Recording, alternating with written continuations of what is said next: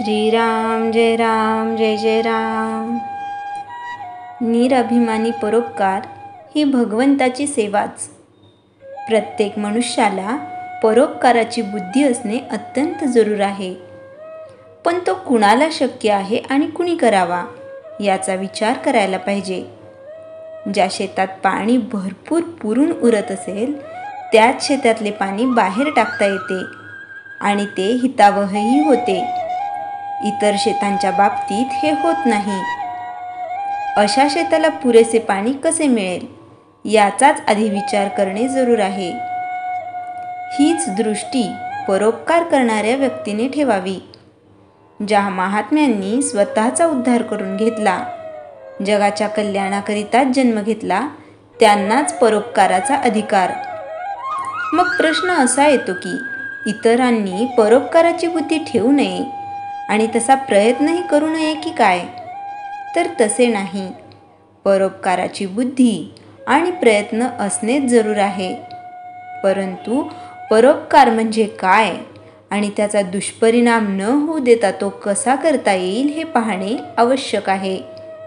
भगवंताची सेवा या भावनेने दुसऱ्याकरता केलेली मेहनत याला परोपकार म्हणता येईल आणि त्यापासून नुकसान होण्याची भीती नाही।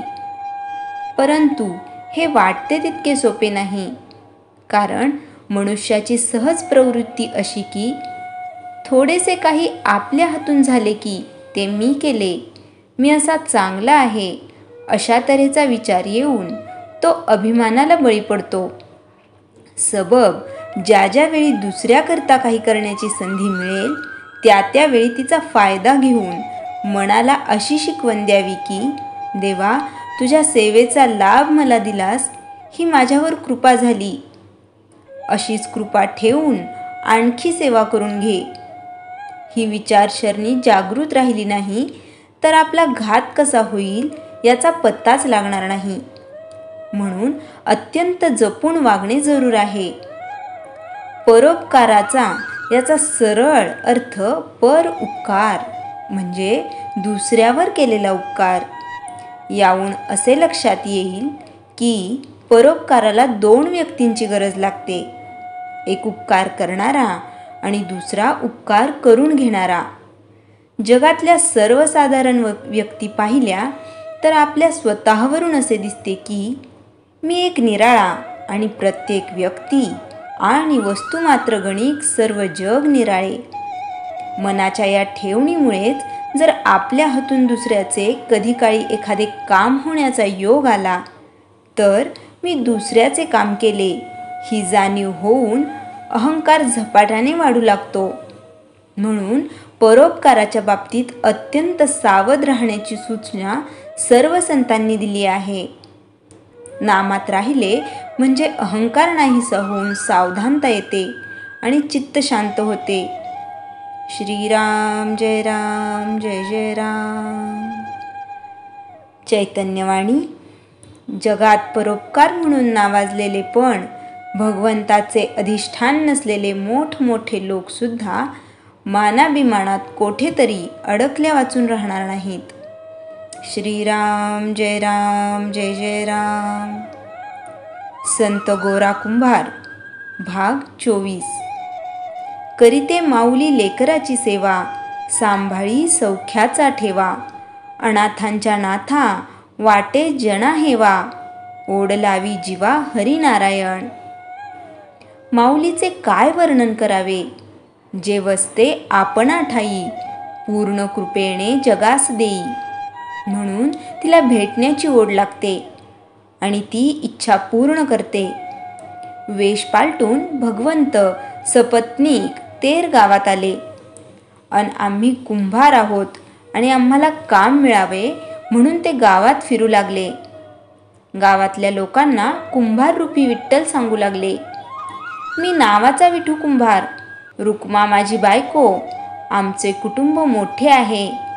कामधंदा करून पोट भरण्यासाठी आम्ही आपल्या गावी आलो आहे, कारण आमच्या गावी दुष्काळ पडलेला आहे। आम्ही मन लावून काम करू, आम्हाला मडकी घडवावयास व भाजवावयास येतात।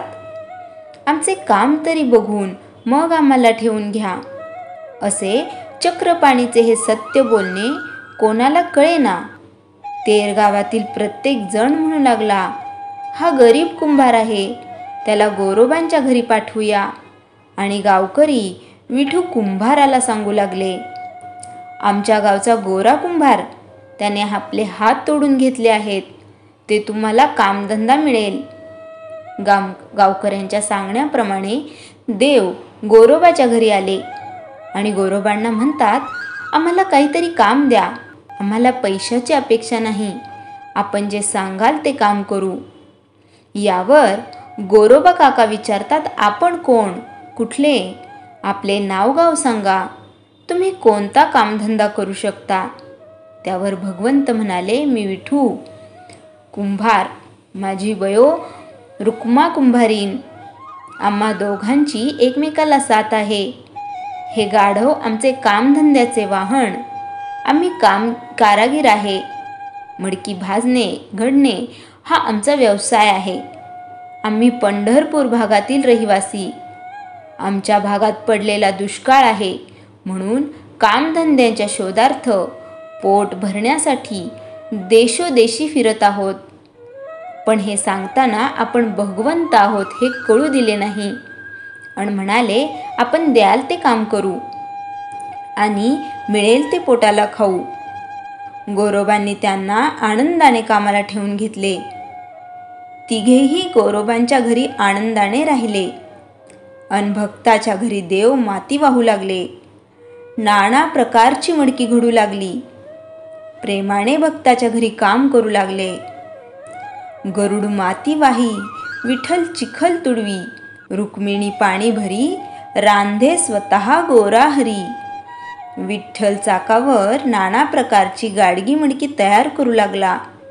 भगवंत विठ्ठल आपल्या भक्ताच्या नाना प्रकारची कलाकुसरीची मडकी तयार करू लागला आणि ती गाडगी मडकी जाळ्यामध्ये बांधून विठ्ठल आणि रुक्मिणी आसपासच्या गावी बाजारात गाडगी मडकी विकू लागले.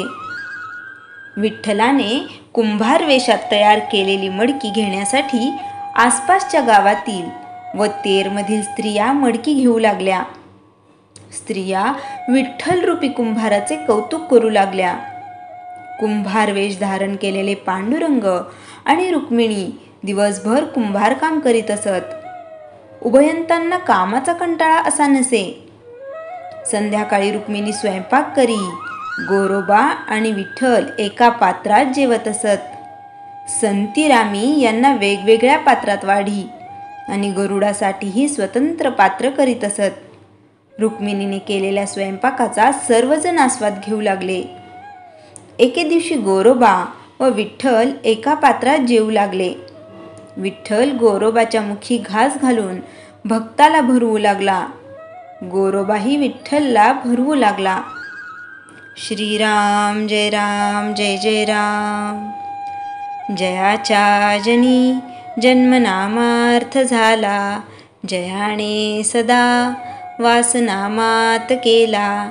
जयाच्या मुखी सर्वदा नाम कीर्ती, नमस्कार त्या ब्रह्मचैतन्य मूर्ती. श्रीराम जय राम जय जय राम.